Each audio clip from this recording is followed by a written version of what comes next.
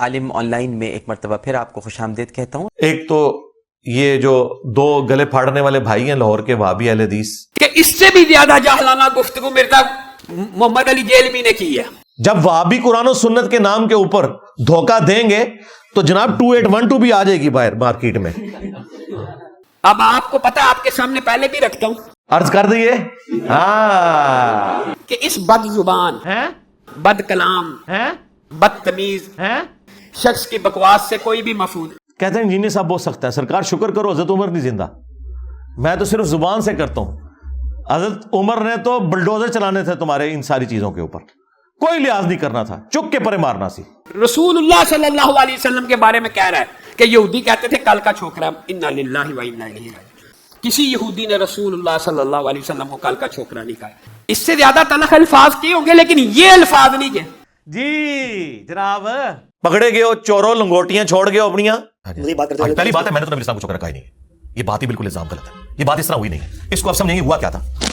میں نے کہا تھا کہ کافر یہ کہتے تھے کہ کل کا چھوکرا آگے ہمیں سمجھائے گا، تو یہ بتائیں کہ میں نے کہا یہ کافروں کی سٹیٹمنٹ نوٹ کی، کافروں کی، لہٰذا یہ کفر تو نہ رہا کیونکہ نقل کفر کفر نہ باشد۔ اچھا اس کے بعد اگلا سوال صرف ایک ہو سکتا ہے، وہ یہ ہے کہ یہ لکھا کہاں ہوا ہے؟ رکو ذرا صبر کرو، یہ تو ہم بعد میں بتائیں گے، پہلے تو معافی مانگو نا کہ تم نے اس کے اوپر گستاخی کا الزام لگایا۔ گستاخی نہیں بنتی کیونکہ ہم کہہ رہے ہیں کافر کہتے تھے، تو سر قرآن کھولے، قرآن میں آیا کہ کافر کہتے تھے یہ مجنون ہے، یہ پاگل ہے، یہ دیوانہ ہے، اسے پریشان خواب آتے ہیں، اس نے ایک اجمی غلام رکھا ہوا ہے جو اسے قرآن پڑھاتا ہے، سب سے بڑھ کر حضور کی بیوی کے اوپر تہمت لگا دی۔ کافروں نے یہ ساری تکلیفیں حضور کو دیں۔ جب ہم کافروں کے ریفرنس سے ان تکلیفوں کو اور ان نٹوریس ناموں کو ریپیٹ کرتے ہیں تو کیا ہم حضور کو کہہ رہے ہوتے ہیں یا کافر کہہ رہے ہوتے ہیں؟ کافر۔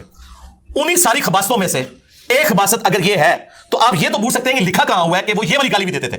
گستاخی نہ کہ گستاخی تب ہوگی جب ہم خود کہہ رہے ہوں گے، یعنی اگر میں نبی السلام کو خود مجنون کہوں پھر گستاخی، اگر میں کو کافر کہتے تھے پھر کوئی گستاخی نہیں۔ تو اردو لنگوسٹک کے اندر جب مخالف کے آپ سارے اعتراضات کو ایک جگہ جمع کرتے ہیں نا تو اسے محاورتاً کہتے ہیں کہ وہ لوگ نبی الاسلام کے بارے میں کہتے تھے کہ ہم اپنے آباء و اجداد کے مذہب پہ ہیں، یہ کل کا چھوکرا آ کے ہمیں سمجھائے گا۔ اسے اردو لنگوسٹک میں محاورتاً کہا جاتا ہے، ان سارے اعتراضات کو جمع کر کے، یہ لنگوسٹک کا بیریئر ہے۔ اور اگر آپ اس بیریئر کو نہیں مانتے نا، میں قرآن میں اس سے بھی زیادہ ورسٹ بات آپ کو بتا دیتا ہوں۔ چھوکرے کا لفظ تو پھر بھی قرآن میں موجود ہے حضرت ابراہیم علیہ السلام کے بارے میں، کہ جب وہ بت انہوں نے توڑ کے تو بڑے بت کے کندھے پہ رکھ دیا نا، تو انہوں نے کہا ہم نے ایک چھوکرے کو سنا ہے جو جس کا نام ابراہیم ہے، جو ہمارے بتوں کا ذکر برائی سے کرتا تھا۔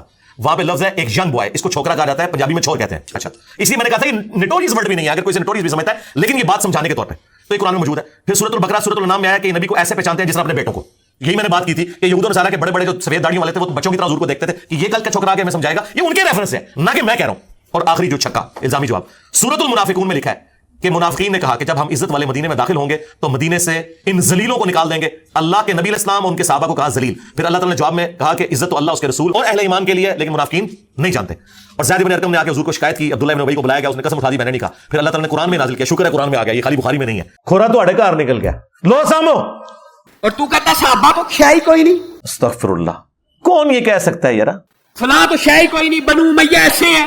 ہاں ہن پتہ لگا کتنی تکلیف ہوندی ہے۔ اور عقل کے اوپر پردہ ایسا ہے، اللہ تعالیٰ اس طرح کے جاہلوں کی زبان سے ایسے الفاظ ضرور ادا کرواتا ہے جو ان کے لیے باعث سے سبکی ہو جاتے ہیں۔ اوئے ہوئے،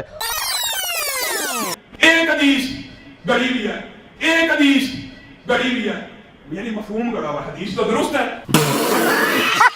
لو سامو پھر کہتا ہے امی اور مائیں جو ہوتی ہیں یہ کہتی ہے اپنے بچوں کو کہ ہم نے تجھے اپنا دودھ معاف نہیں کرنا، کہتا امی تو شاہی کوئی نہیں۔ اگلے دن ایک مولانا نے ایک ویڈیو چڑھائی ہوئی کہ انجینئر صاحب کہتے ہیں ماں تے شاہی کوئی نہیں۔ اچھا اب اللہ کے بندو، مطلب یہ کوئی بات ہوئی ہوگی نا، اس کے کوئی شروع میں کوئی اول آخر کوئی بات ہوئی ہوگی، ٹھیک ہے؟ یہ بات تو اللہ کے نبی نے بات کی ہوئی ہے، بخاری مسلم دونوں میں حدیث ہے، تم میں سے کوئی شخص اس وقت تک مومن ہی نہیں ہو سکتا جب تک کہ میں اسے اس کے ماں باپ، اولاد، سب لوگوں سے بڑھ کر عزیز نہ ہو جاؤں۔ اسی کو میں نے ٹرانسلیٹ کیا کہ جہاں کہیں اللہ اور اس کے رسول کی بات آ جائے وہاں ماں باپ تو شاہی کوئی نہیں۔ آپ مجھے بتائیں، یہ تو حدیث ہے بخاری مسلم کی، اس کو ظاہر ہے میں نے اپنے انداز میں بیان کیا ہے نا۔